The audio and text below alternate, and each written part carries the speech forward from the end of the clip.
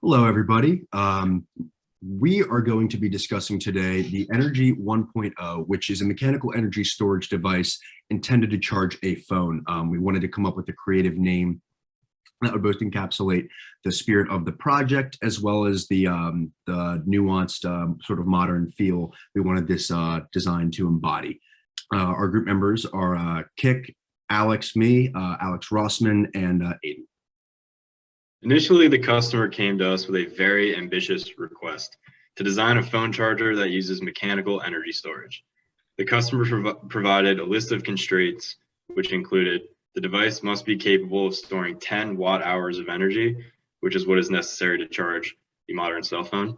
The energy must be stored using mechanical springs. Input power must come from an external hand crank operated by the user.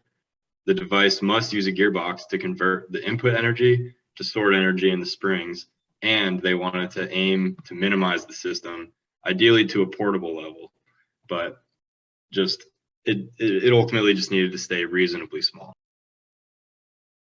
Unfortunately, when we started our calculations, we quickly ran into the problem that we couldn't keep a similar footprint with this design as a conventional portable phone charger. The amount of energy that the customer wanted to be stored in this device was impossible to store mechanically in that form factor. Eventually, after a couple iterations, we made the decision to expand the design to something a little larger. We took inspiration from a YouTube video we had seen that was describing the, quote, universe's largest gear ratio, which was a gear ratio from 1 to a googol, spelled Googol.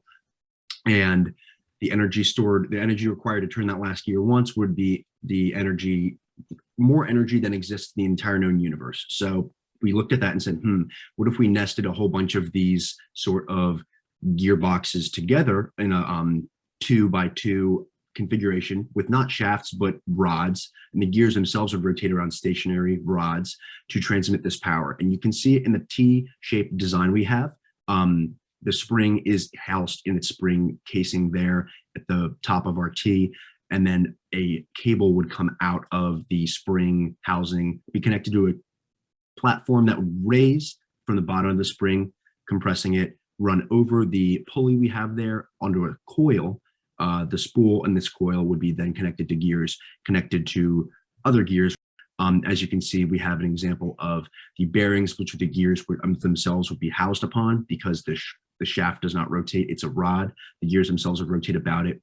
And because of this feature of the gears themselves not being attached to the rod or the shaft, the gears, many gear ratios could be created only from two rods. We will go into this more in depth in the next few slides.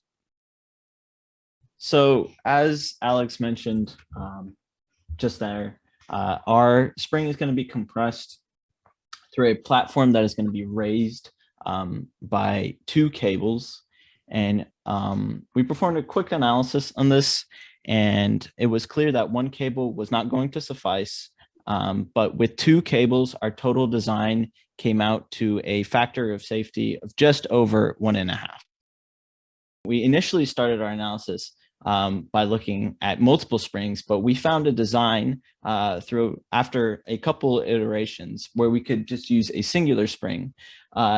Really quick, its basic properties are that it has a mean diameter of 3 inches. The coil diameter is 0.75 inches, and this ultimately leads to a spring constant, which is capable of storing about just over 35,000 joules, which is just undershoots 10 watt hours, which 10 watt hours is 36,000 joules. So then yet again, this spring stores just over 35,000 joules. But if we keep it like this, we can just work with 1 spring, and this helps us compact our design a little more. The mechanism by which the spring will be compressed is a gear ratio nested on alternating shafts. This compact design allows for a high gear ratio and a relatively limited volume. The most important feature of this gear train is actually going to be discussed as follows. A 1 unit of a gear will be discussed as such.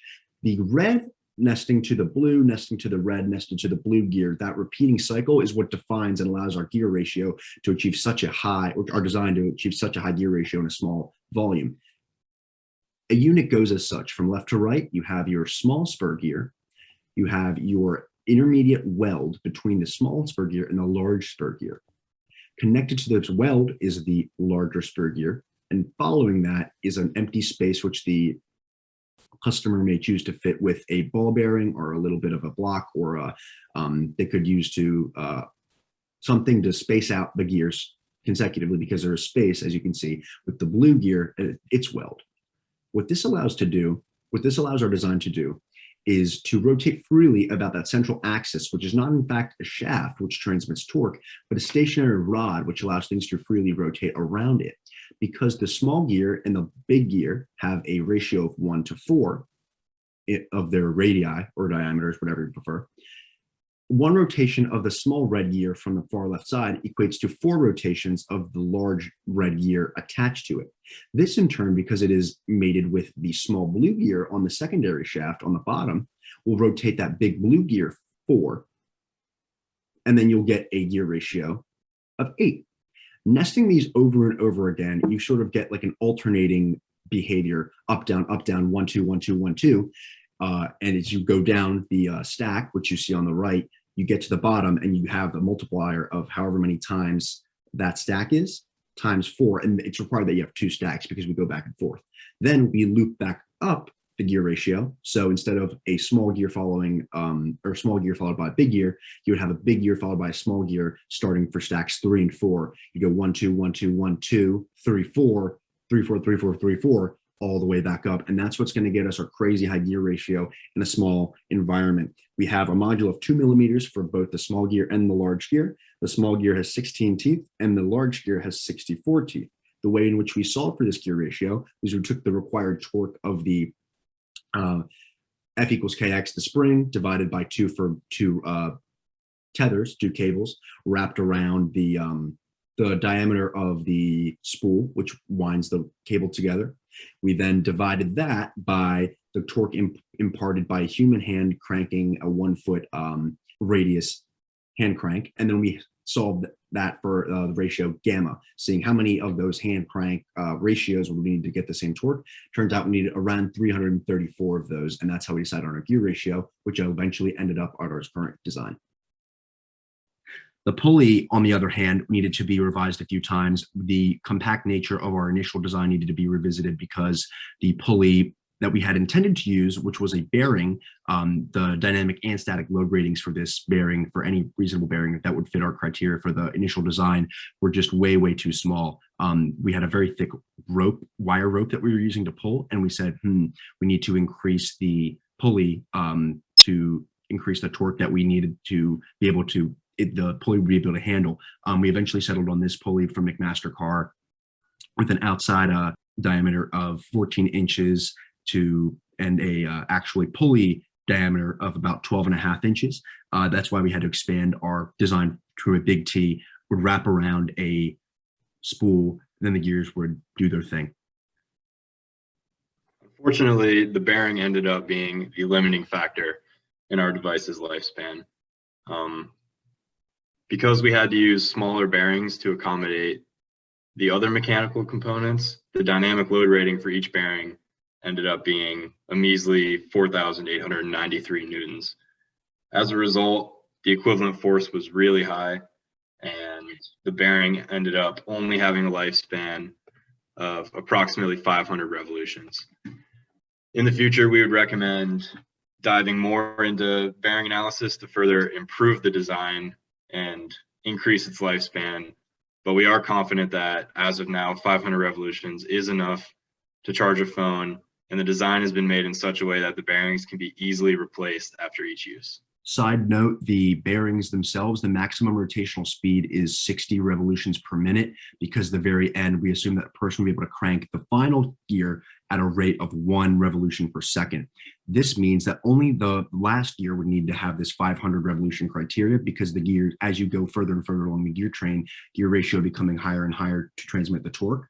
The speeds will be going down, down, down in a linear fashion, which could be represented by a graph or something like that. The final one is the one that would need to be replaced most often, decreasing the frequency of replacement as you go further and further along the gear train. The bill of materials for the Energy 1.0 is shown here. We firstly have the spring, which is the mechanical energy storage device, and its spring housing. Then we have the gear housing, which we referred to as such because it houses the gears, the pulley, and all the other components. It's in a T shape. Next, we have the 2 pulleys themselves for lifting the rope and making it make a 90-degree turn around the central axis. Next, we have the human handle, which is going to be the power supply for our device. To transmit this power into attainable, workable torque, we have the gear ratios, which we discussed, 224 big gears, while it's 224 small gears. Bearings for the gears, not naturally, we need 1 per gear, so we have 448 total bearings.